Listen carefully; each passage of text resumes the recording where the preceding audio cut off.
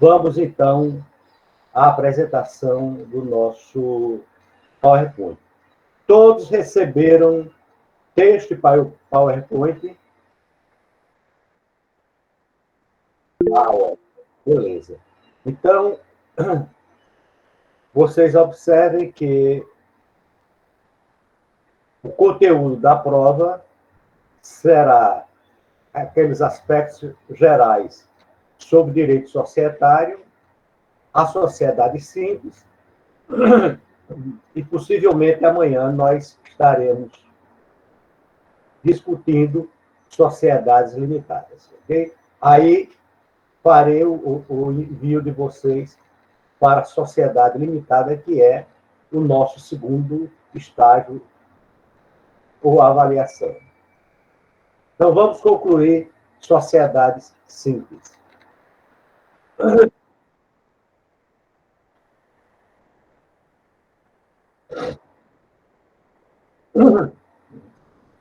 Bom, final do... Nós teremos, da próxima semana, nós teremos ainda sociedades limitadas e na semana seguinte teremos a avaliação. Desculpem eu estar mais que a garganta está irritada. Então, vejam vocês. Nós temos a semana, vou até olhar, da próxima semana, ainda com direito sociedade limitada, e logo em seguida faremos a prova. Diga, Ana Raquel. Professor, aqui nas suas anotações, quando o senhor, na sua primeira aula, o senhor falou que a gente teria 3 provas, e o assunto da segunda prova seria direito societário, sociedade simples e sociedade empresária, e o empresário coletivo. Aí, esse empresário coletivo também entra na segunda prova ou só na terceira? Ana, o empresário coletivo é a sociedade. Ah, então tá bom. Porque o senhor falou isso, eu pensei que era outro tópico diferente. Não, tudo bem. Sociedade. Quando nós dizemos pessoa, é o empresário individual e a pessoa jurídica do empresário coletivo. O empresário coletivo é justamente a sociedade, certo? E vejam, aí nós teremos tempo suficiente para que a gente possa discutir bem devagar sociedades anônimas. Olha, se vocês observarem, é até bom a gente pensar a respeito disso. Se vocês observarem o conteúdo, nós teremos que o assunto ele se encerrará com as sociedades simples. Faremos, então, a aula de sociedades anônimas e vejam, o mês de junho ele está contemplando justamente a parte relativa ao término das aulas, né? E a prova de reposição e a prova final. Se nós continuarmos com essa mesma dinâmica, nós terminaremos logo no início do mês de junho. Teremos toda o conteúdo de sociedades anônimas, faremos a terceira avaliação e acredito que todos irão lograr êxito, não teremos reposição e prova final. Então, nós teremos praticamente o mês de maio completo para nós terminarmos a matéria referente às sociedades anônimas. Eu olhando aqui, são 1, 2, 3, 4, praticamente 5 semanas, concluiremos todo o conteúdo e fazendo a prova de reposição. Certo? Então, está tudo dentro da programação que vocês receberam. Alguma dúvida?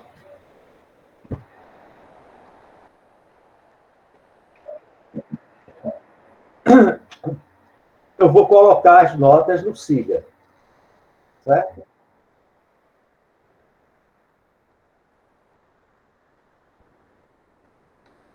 Não. Vou colocar a primeira unidade já.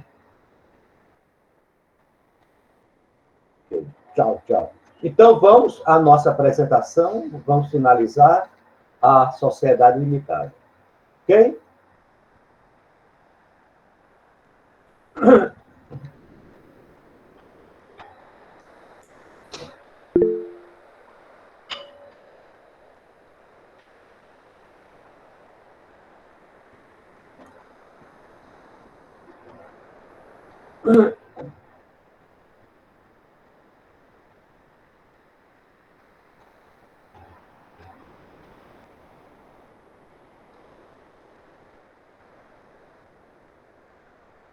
Todos estão visualizando?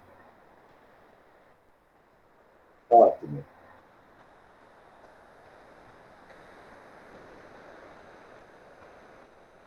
Então, vamos lá.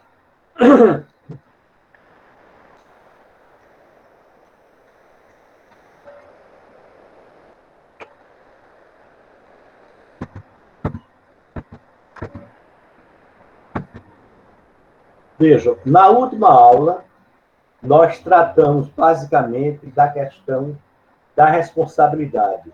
Primeiro, da sociedade perante terceiros, e depois a responsabilidade dos sócios, observando também direitos e obrigações.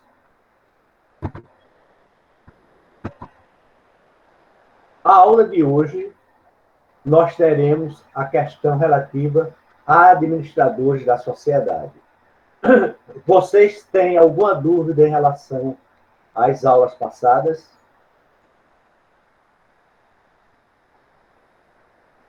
Nenhuma? Acredito que está tudo certo, professor. A Daniela levantou a mão.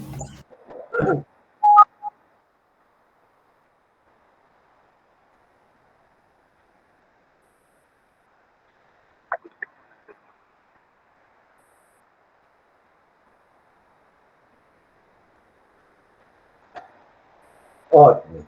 Veja, a sociedade empresária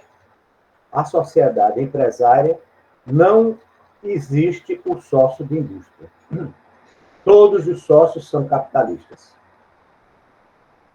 Isso está bem expresso quando a gente pegar sociedades limitadas, tá certo? Está correta a sua observação. É correto. Nada. Bom, vocês me deem só um minuto.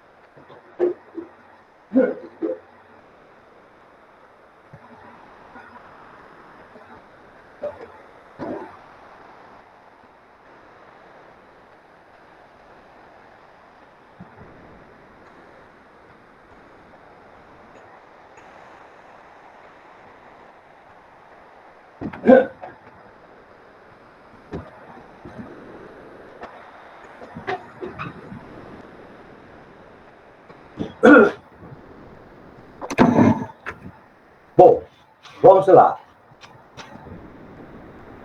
Quando nós estávamos estudando sociedades, ou melhor, o empresário individual, vocês viram que nós tínhamos um assunto que era pertinente ao empresário individual, que era relativo a prepostos. É isso? E, no caso, o preposto, um dos prepostos é o gerente. E nós vimos que o gerente é justamente uma pessoa que, escolhida pelo preponente, que é o empresário individual, ele tem a tarefa técnica e administrativa da companhia. Ele a representa também.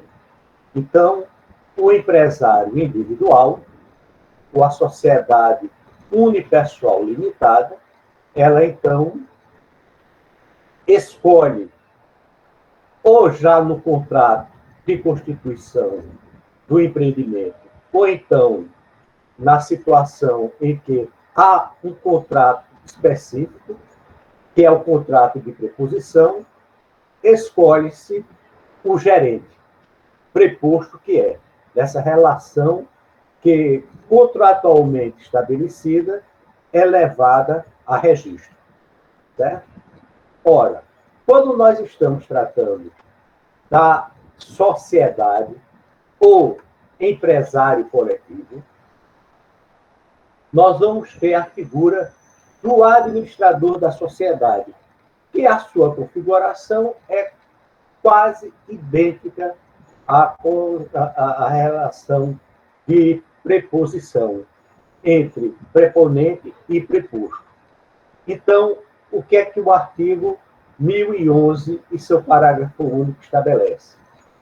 É órgão de representação legal. Entendo, quando nós estamos fazendo análise de direito empresarial, a noção de órgão significa a estruturação de uma sociedade, que a sociedade é composta de alguns órgãos de representação, a exemplo do administrador e a exemplo dos conselheiros, ou então da questão relativa à constituição de um corpo de técnicos que irão estabelecer todas as condições relativas ao andamento da sociedade, que é o chamado Conselho Fiscal. Então, nós temos, geralmente, nesse tipo societário, dois órgãos de administração e de fiscalização, que é o Conselho Fiscal, que nós vamos estudar. Quando está a sociedade simples sendo analisada, nós temos, então, que o administrador da sociedade, ele representa a sociedade como um órgão. Então, essa noção de órgão, ela é idêntica àquela noção da atividade do preposto gerente. Ele, no exercício da atividade, no caso do gerente, representa a sociedade. Como representa o empresário individual. Como a sociedade é uma pessoa fictícia, é uma pessoa jurídica, uma ficção do direito, ela precisa ter a sua representação. Quer dizer, ter uma pessoa física que exerça a atividade administrativa. E isso entende-se como órgão inerente à própria estrutura societária. E um desses órgãos é a administração. Por isso, é o órgão de representação legal. O administrador representa a sociedade. E quando ele representa, a responsabilidade dele, sendo feita uma atuação de acordo com a lei e o contrato, obriga a sociedade. Né? Então, esse órgão de representação legal manifesta a vontade da sociedade. Como eu disse a vocês, porque com o registro do contrato social surge uma pessoa jurídica. Essa pessoa jurídica não tem materialidade. é uma ficção do direito. Então, para que ela se manifeste nos direitos e obrigações, na representação dessa pessoa jurídica, é necessária a existência de uma pessoa física, que é, no caso, o administrador, que representa, manifesta a vontade da sociedade. Então, exige-se que seja ocupado por pessoa natural, sócio ou não, que deverá ter no exercício de suas funções o cuidado e a diligência que todo homem ativo e probo aqui significa honesto, costuma empregar na administração de seus próprios negócios. É muito interessante essa consideração feita, porque aqui nós temos uma figura natural, física, portanto, o administrador é uma pessoa física, sócio ou não da sociedade, que exerce a atividade de representação como órgão societário.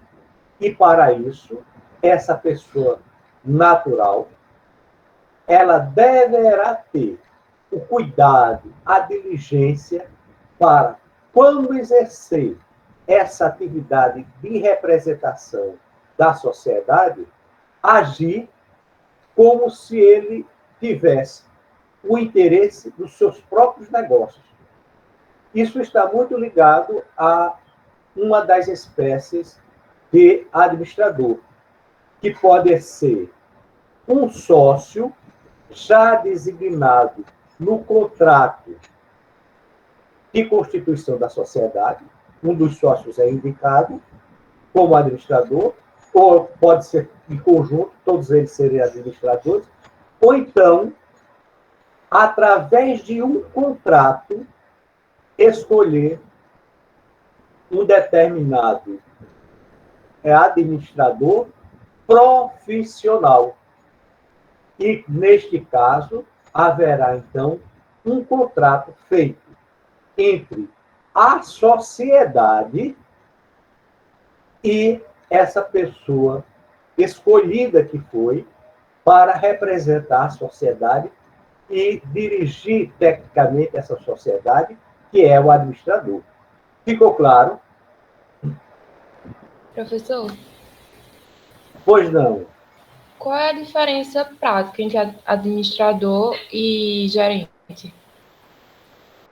Só a estrutura jurídica, que ou você tem na prática, exerce a mesma função. Corretíssimo. Exerce a mesma função. Agora, como estrutura de poder na sociedade, o administrador é um órgão. Isso é uma criação do direito. Como a pessoa jurídica é a empresária, ela não tem, então, materialidade. É necessária a existência de uma pessoa natural que manifesta a sua vontade. Manifesta a sua vontade numa estrutura jurídica que a tem como um órgão de representação legal. Ficou claro? Ficou sim, obrigada. De nada. Ora, então, qual é a primeira exigência para que se tenha essa figura do administrador? É a sua probidade, sua diligência. Ele deve agir na administração da sociedade como se fora a administração de seus próprios negócios. E, para isso, a figura desse órgão de representação, não poderá ser impedido. Não haver impedimento para que ele exerça a sua atividade. Só para lembrar vocês, o administrador ele não pode ser um menor de idade, como não pode ser também nenhuma daquelas pessoas impedidas de ser empresário. A exemplo, funcionário público, magistrado, membro do Ministério Público. Por quê? Porque eles têm impedimento legal, assim como há impedimentos a pessoas condenadas por pena que vede temporariamente o acesso a cargo público, crime falimentar, enfim, crimes cometidos contra a ordem econômica. Essas pessoas, então, estão impedidas de serem nomeadas, escolhidas como administrador da sociedade. Ficou claro? Alguma dúvida? Então, vocês vejam que é a mesma configuração do gerente, só que a diferença é que, tratando da sociedade, sendo ela uma pessoa jurídica, a figura do administrador é tida como um órgão de representação legal. E, como órgão, ele tem que ser honesto, probo e não ter nenhum impedimento. No gênero, o impedimento ele diz respeito à questão da condenação por crimes econômicos, que veda, então, a possibilidade de ser escolhido como administrador da sociedade. Só uma determinada observação. Quem escolhe o administrador é a sociedade, representada que é pelos seus sócios, manifestando através de deliberação a escolha de um administrador já no contrato de constituição da sociedade, que pode indicar um determinado sócio, ou então em contrato em separado, na qual este contrato estabelece, ao nomear o administrador, seus direitos e obrigações. Vejam, sendo órgão de representação, a regra geral é que o administrador, ele, quando exerce a sua atividade de acordo com a lei e o contrato, obriga a sociedade, a pessoa jurídica. Então, essa é a regra geral. Mas haverá casos em que a responsabilidade do administrador é pessoal. Então, vejam. No artigo 3º, 2013, parágrafo 2º, diz: responde por perdas e danos perante a sociedade. Então, veja, a relação de responsabilidade é pessoal do administrador frente à sociedade. Aquele que realizar operações sabendo ou devendo saber que está agindo em desacordo com a maioria. Ora, significa dizer o seguinte, que o que foi deliberado societariamente pelos sócios, o administrador tem que obedecer a essas determinações que foram tomadas de acordo com a maioria dos sócios. Então, ele tem que obedecer e cumprir o que foi determinado na deliberação tomada pelos sócios. Ele deve agir, então, de acordo com a maioria. Se ele age contra, é necessário que, para ele ser pessoalmente responsabilizado, que haja a prova do ato doloso. E aqui a gente viu aqui essa determinação também quando tratávamos do gerente. Agir com dolo significa com a intenção de causar danos. E, neste caso, ele, perante a sociedade, ele, o administrador, perante a sociedade, ele responde, é responsabilizado pelo dano causado de forma dolosa. Veja, não é culposa. Alguma observação? Professor, bom dia. Eu queria... Daniel Pessoa. Ótimo, Daniel. Professor, o diretor executivo, ele é o administrador da sociedade, o CEO, ou é apenas uma nomenclatura que juridicamente ele pode não ser um administrador? O CEO, Isso.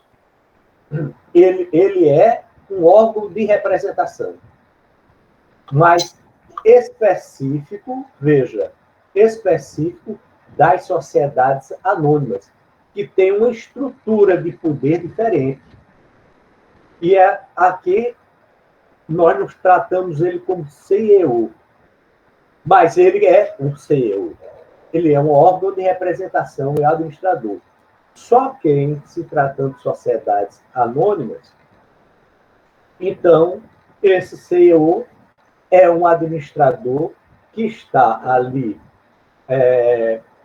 administrando a sociedade, muitas vezes como uma pessoa, um administrador externo, e que ele é o encarregado de toda a administração da sociedade numa estrutura de poder que a gente vai examinar particularmente no caso das sociedades anônimas, em que a estrutura organizacional ela é muito mais complexa do que a sociedade empresária que nós tratamos como tipo menores, ao exemplo da sociedade limitada.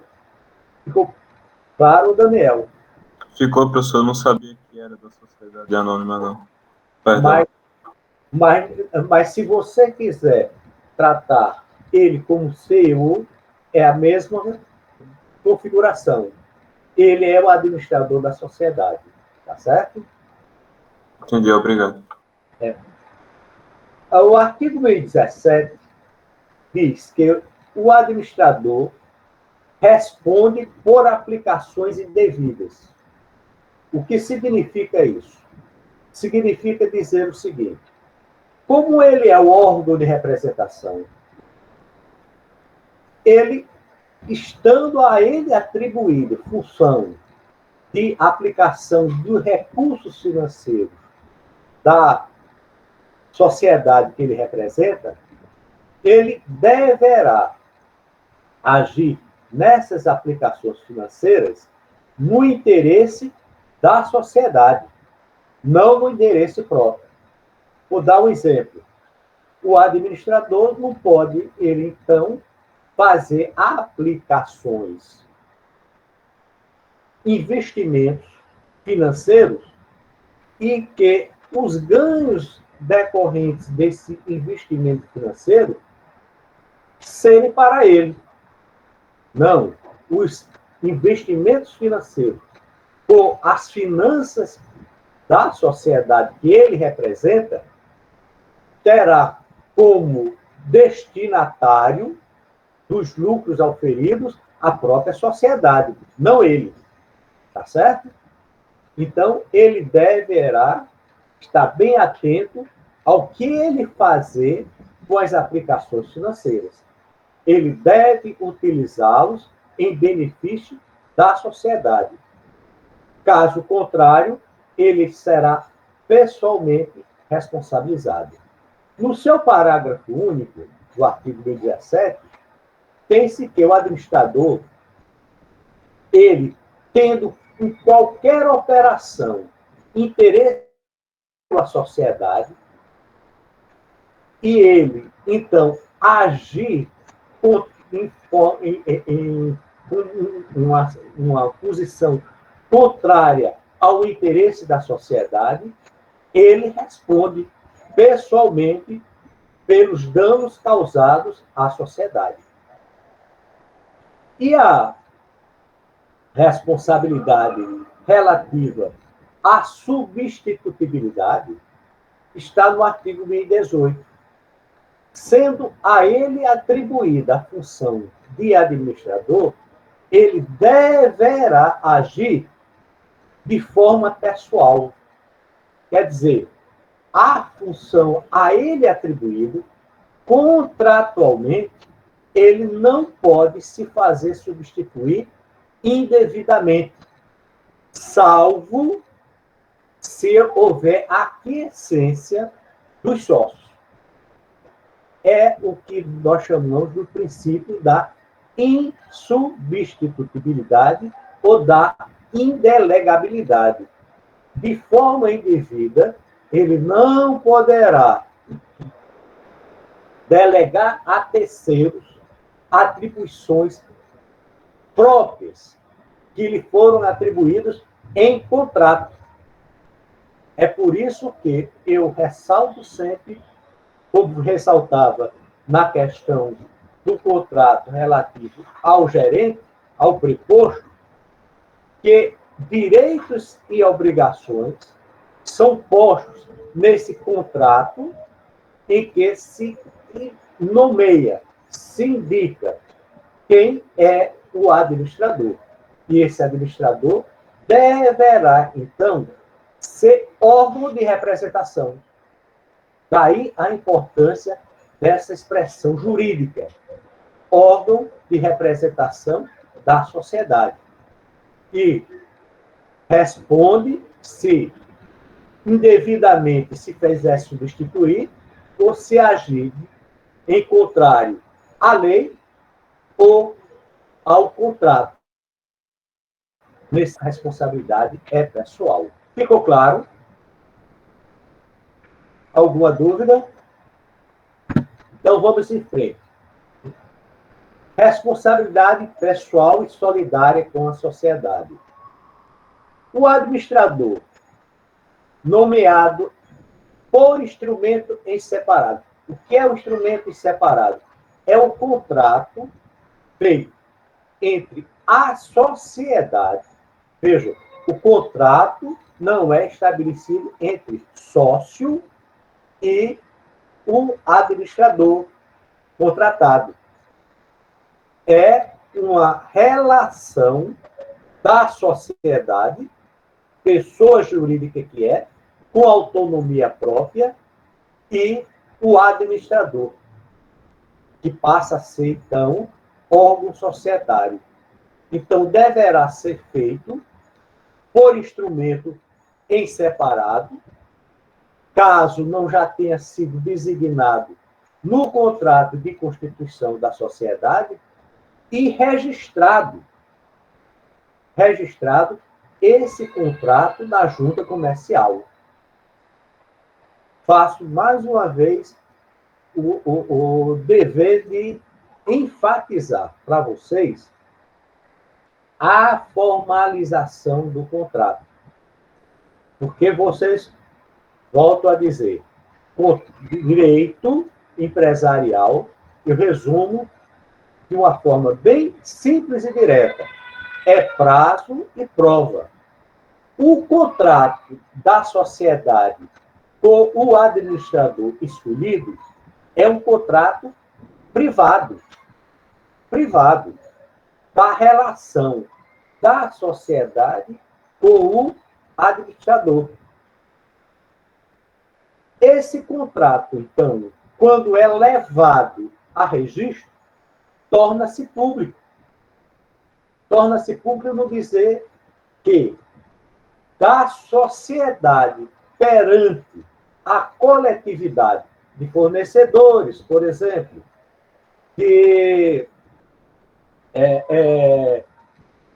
financeiros, bancos, é necessário que haja um contrato que indique que aquele administrador ele tem atribuição legal determinada no contrato para, por exemplo, levantar empréstimo bancário.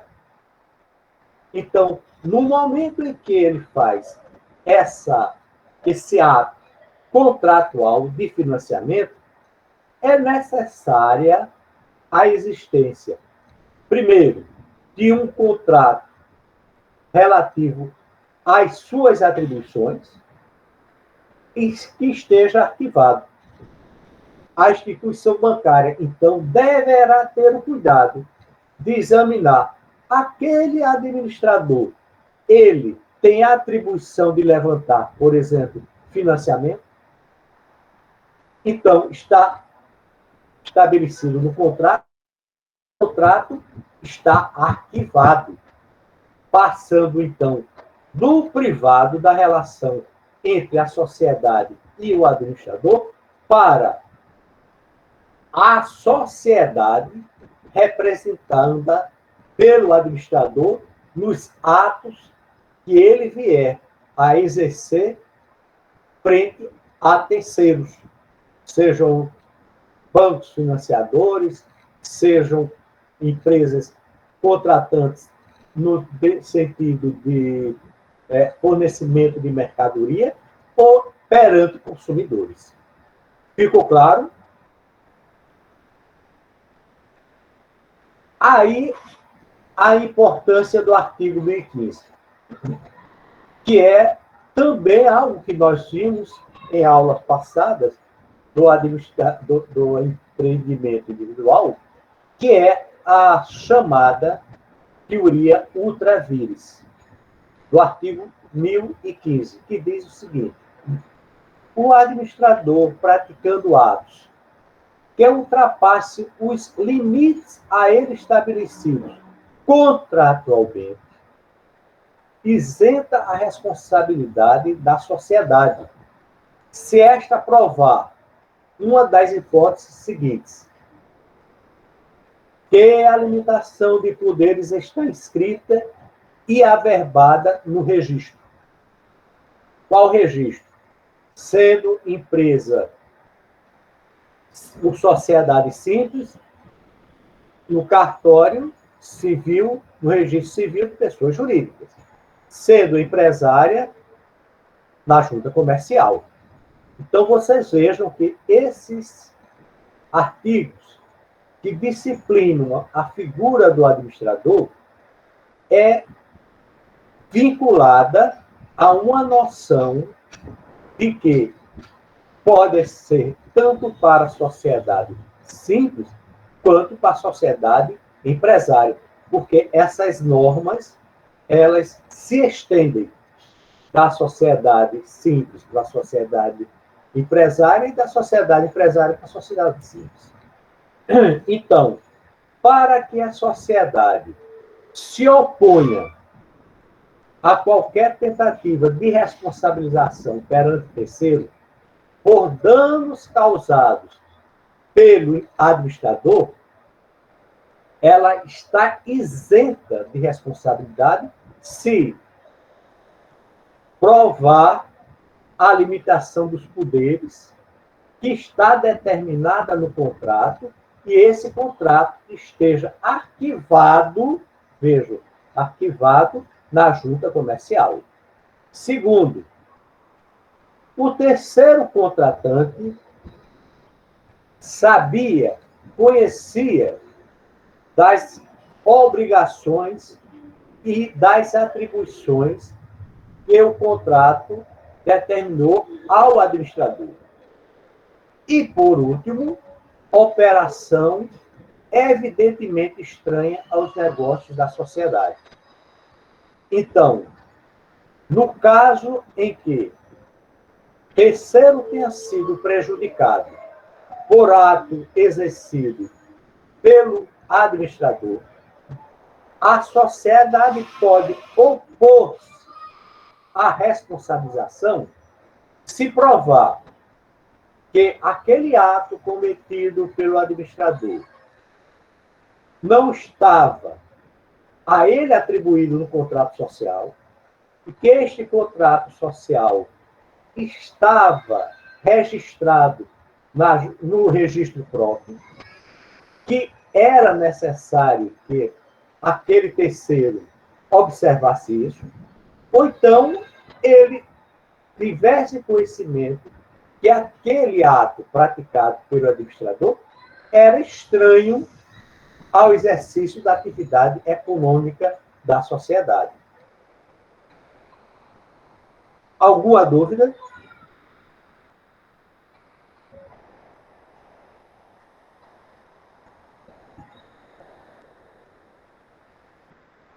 Alguma dúvida? Tudo certo. Nenhuma?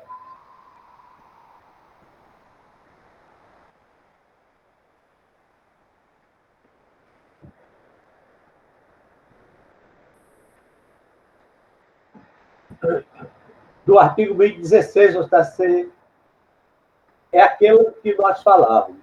O que é culpa?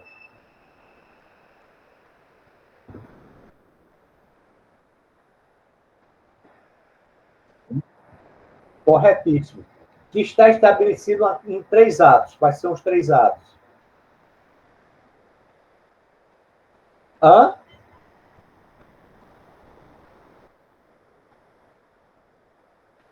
Corretíssimo.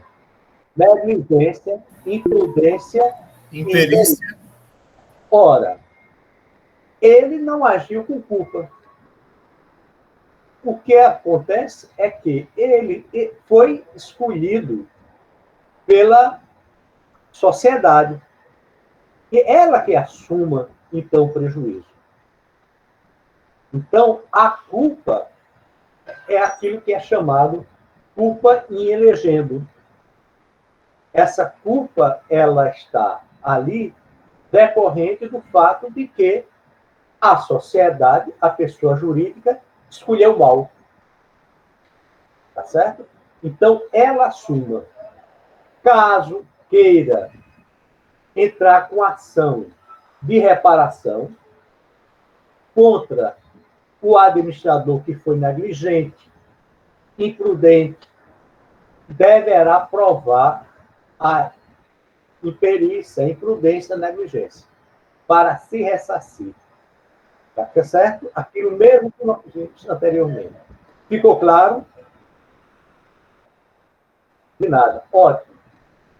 Olha, minha gente, essas questões administrativas, elas são extremamente importantes.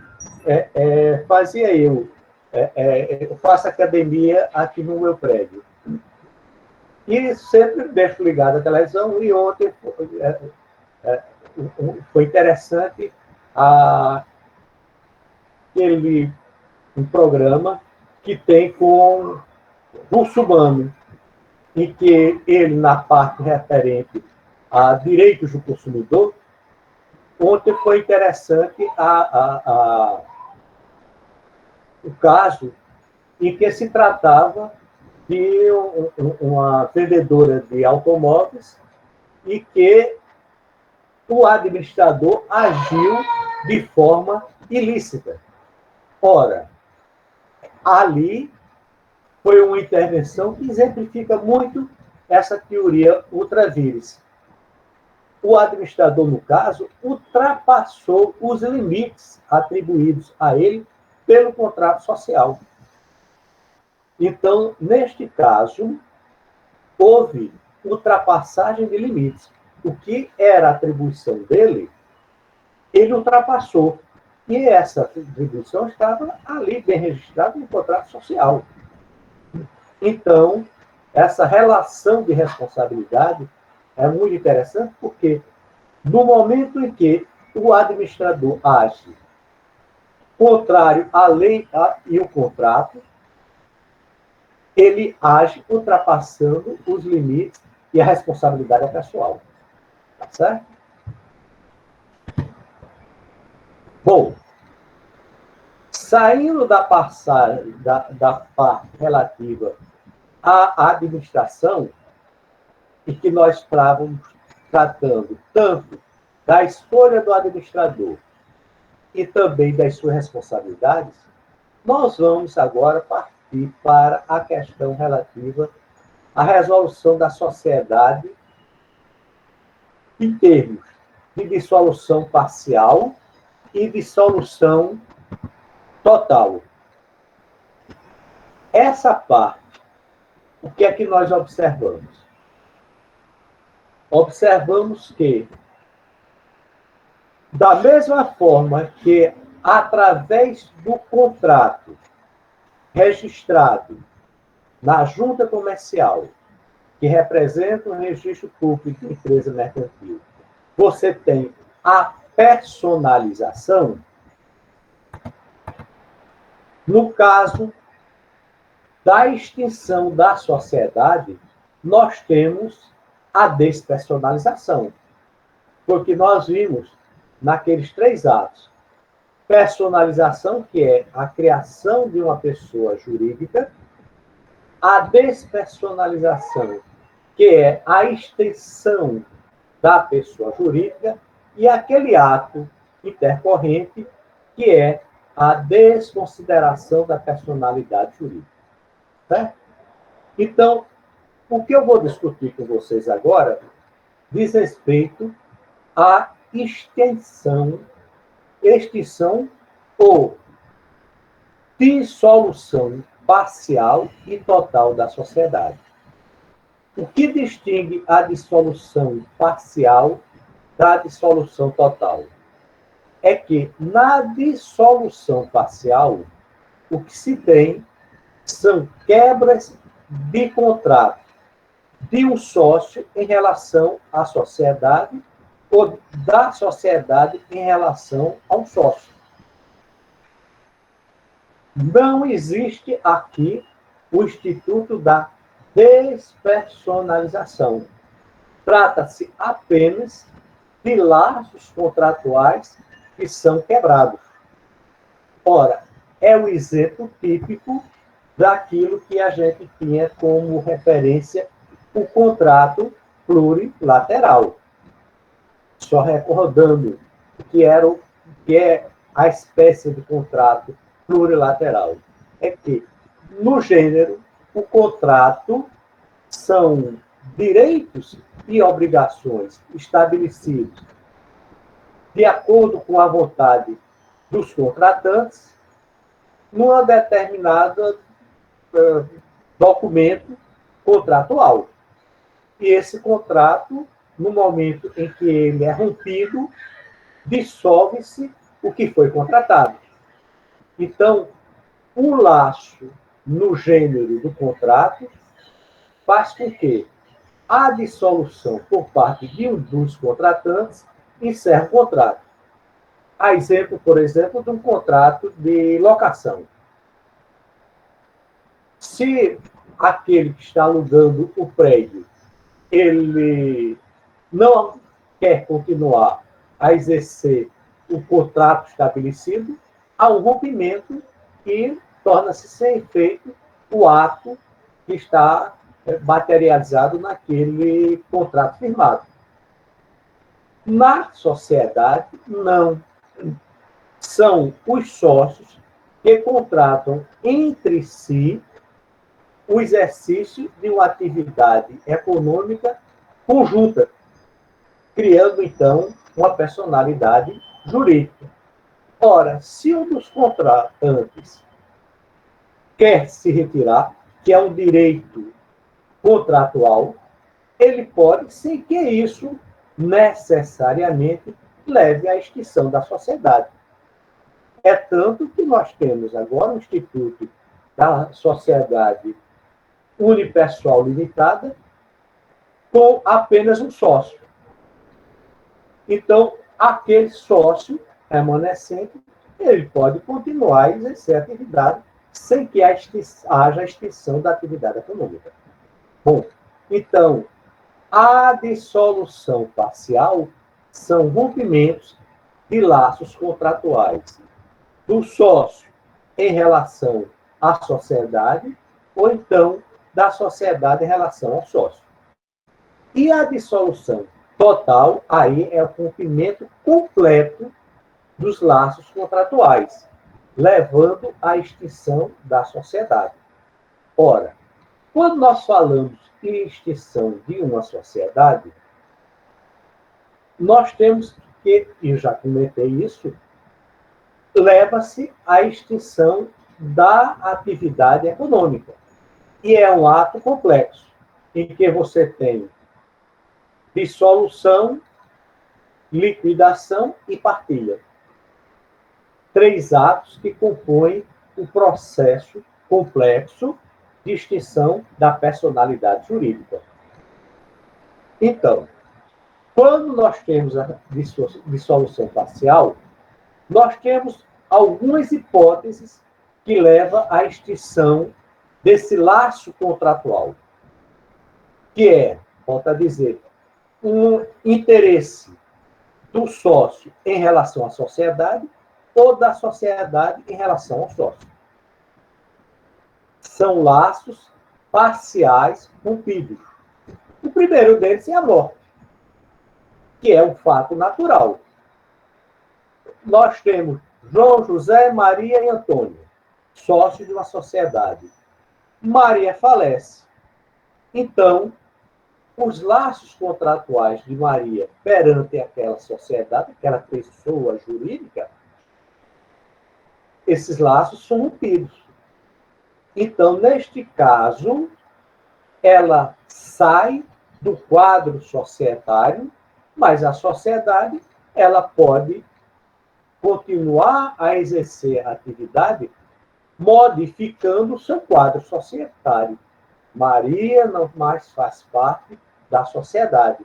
Então, essa nova composição societária deverá ser levada a registro. Tá certo? Então, a morte de um sócio leva ao rompimento de laços contratuais intercujos com relação à sociedade. É uma dissolução parcial, o que é comumente chamada como um distrato. Uma observação que eu volto a fazer a vocês. O artigo 1028 é que está dispondo sobre a resolução de morte do sócio, que está disponibilizado na parte referente a sociedades limitadas. E, neste caso, são regras da sociedade limitada que são também assumidas pela sociedade simples. São regras comuns. A outra questão é a resolução em virtude da retirada do sócio.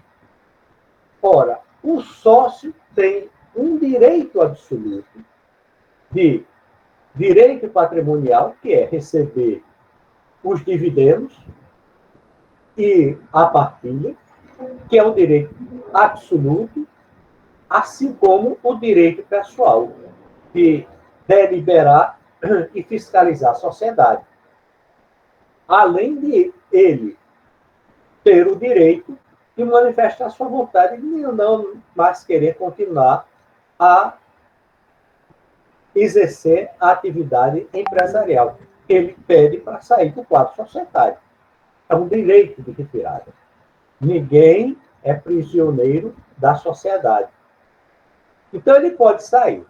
Só que nós temos aqui 2 regras estabelecidas pelo artigo 1029. A primeira, se a sociedade é constituída com prazo determinado para se extinguir, exige-se que o sócio retirante ele prove judicialmente a justa causa para a sua retirada. Por que essa exigência? Porque, vejam, os laços contratuais foram estabelecidos dando-se um prazo determinado para que a sociedade funcione. Digamos, nós hoje temos uma espécie de sociedade chamada de sociedade por atos específicos. Sociedade de propósito específico. Uma sociedade é criada para exercer a atividade de construção de um prédio. Então, essa sociedade, ali no contrato estabelecido, viu-se que o prazo para a construção, por exemplo, dessa casa era de 1 ano, de um edifício, 4 anos. Ora, se um sócio se retira, pode pôr em risco a continuidade da atividade. Então, como uma precaução, exige-se que ele, para se retirar, na hipótese de uma sociedade de prazo determinado, ele prove judicialmente a justa causa para a sua retirada. Por exemplo, sendo uma sociedade de pessoas, a quebra do affectio societatis. Então, pode o sócio dizer, olha, eu quero me retirar porque eu não tenho mais confiança nos meus sócios. E prova judicialmente. Sendo sociedade de prazo indeterminado, exige-se a notificação prévia aos consórcios num prazo mínimo de 60 dias.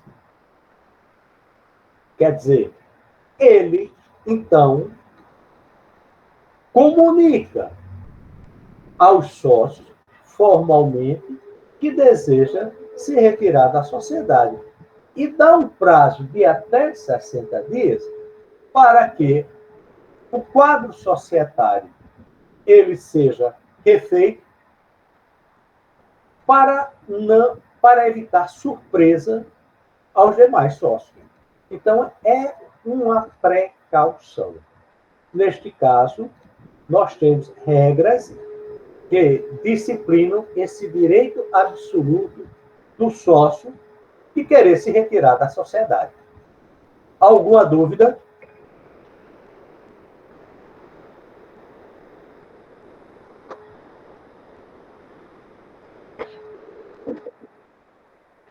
Ótimo. Então, vamos lá.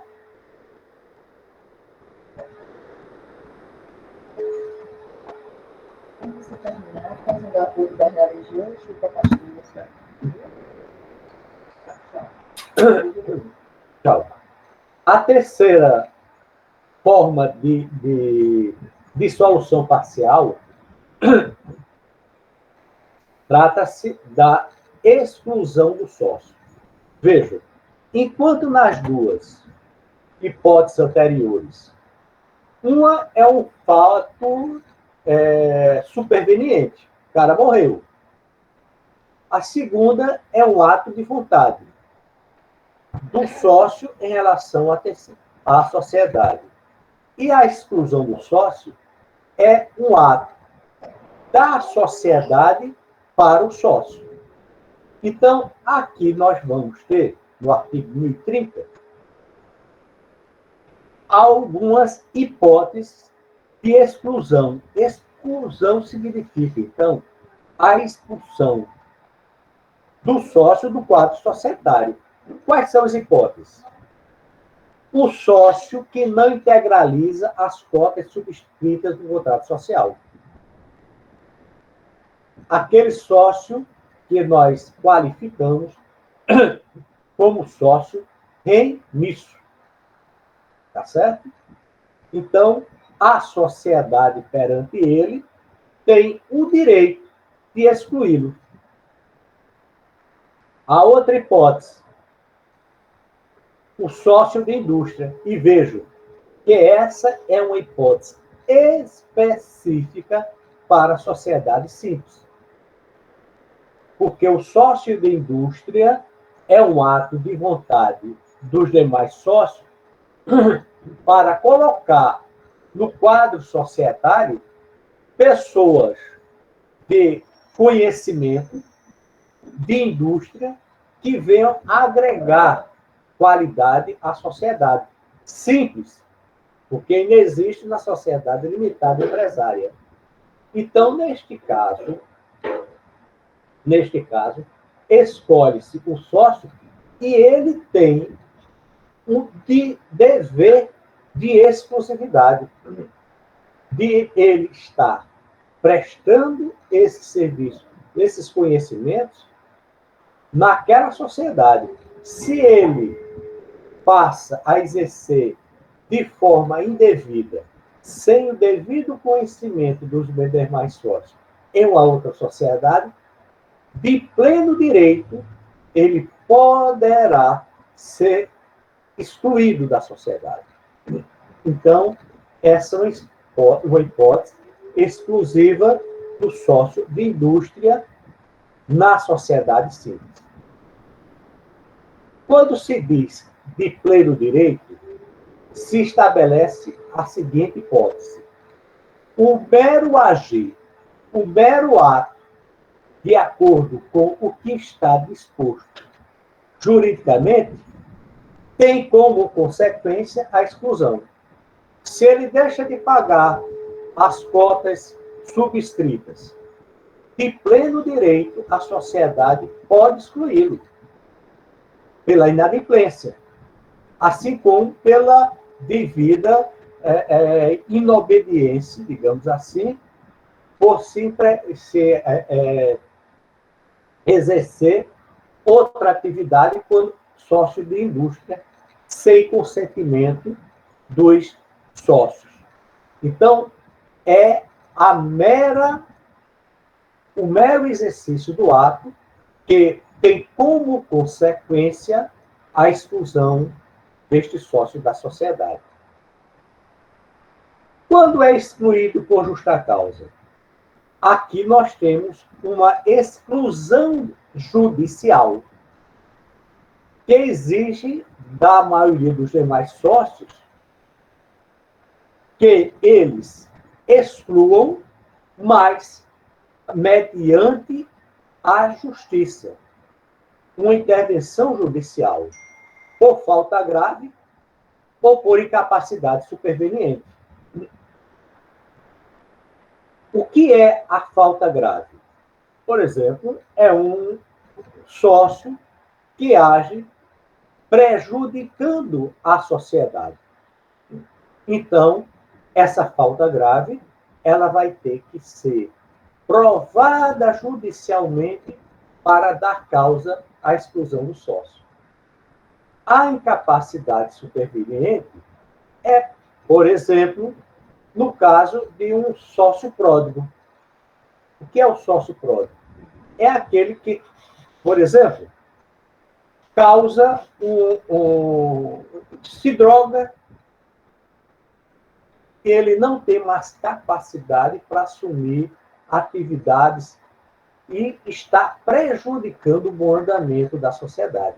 Então, nessas duas hipóteses, provada judicialmente a falta grave e a incapacidade superveniente, os demais sócios têm condição de excluir aquele determinado sócio do quadro societário.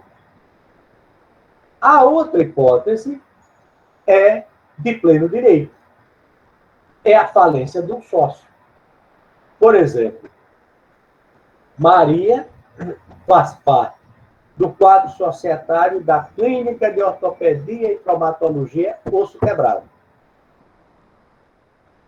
Ora, mas ela é sócia de uma sociedade empresária e fale. Então, nesse caso, ela poderá vir a ser excluída de pleno direito daquela sociedade simples em que ela faz parte.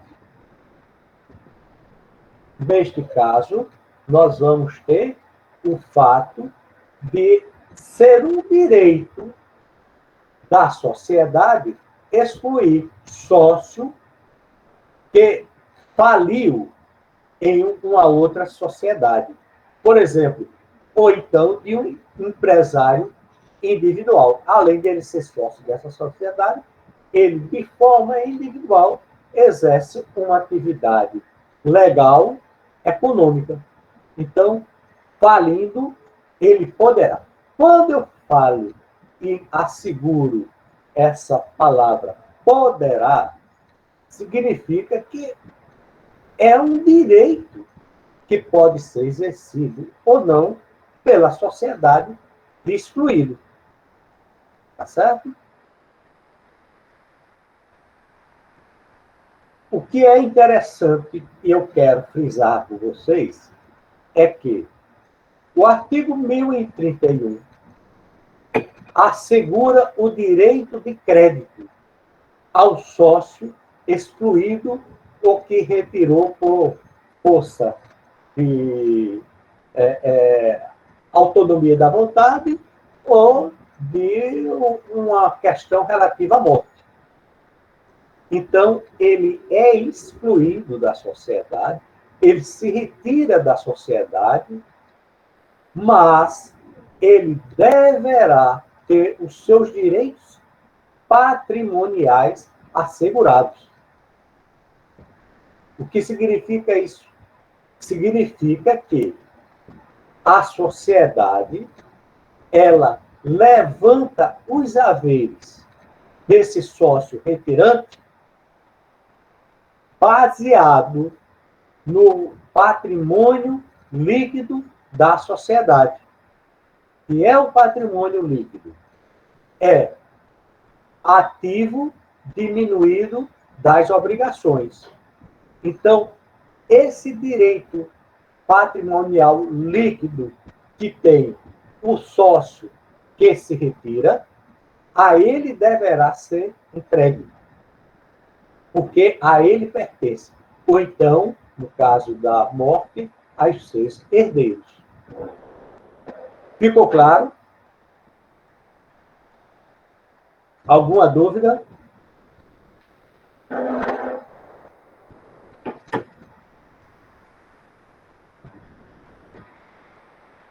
A última hipótese, ou melhor, a última consideração sobre essa dissolução parcial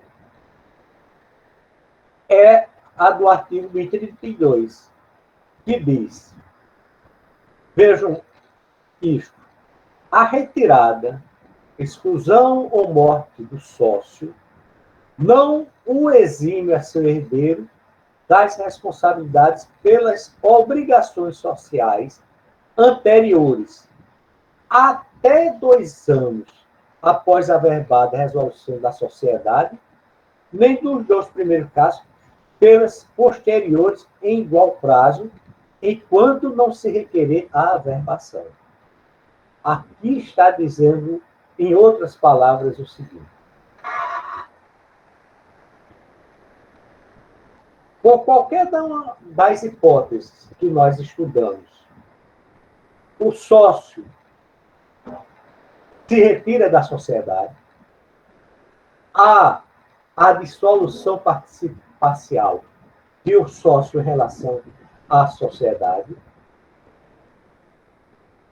Esse sócio, ele continua com responsabilidade pelas dívidas existentes até a data de averbação da sua retirada, até 2 anos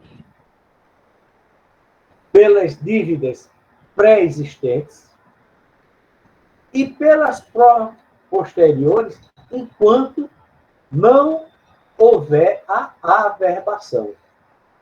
O que eu quero salientar com esse artigo é que o ato determinante da responsabilidade do sócio que se retirou, o termo, o prazo, tem como início a averbação da sua retirada. Ele se retirou, então houve a modificação do quadro societário, e essa modificação do quadro societário foi levado a registro. Então, a partir daí, você tem para trás até 2 anos das obrigações assumidas, existentes, em relação ao sócio. Ele é responsável, então, pelas dívidas até 2 anos após a averbação do novo quadro societário. Tá certo? Alguma dúvida?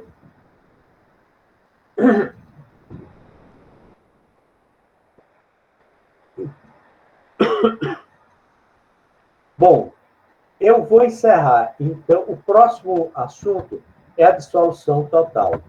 Eu vou deixar para que a gente possa discutir e encerrar sociedade simples amanhã.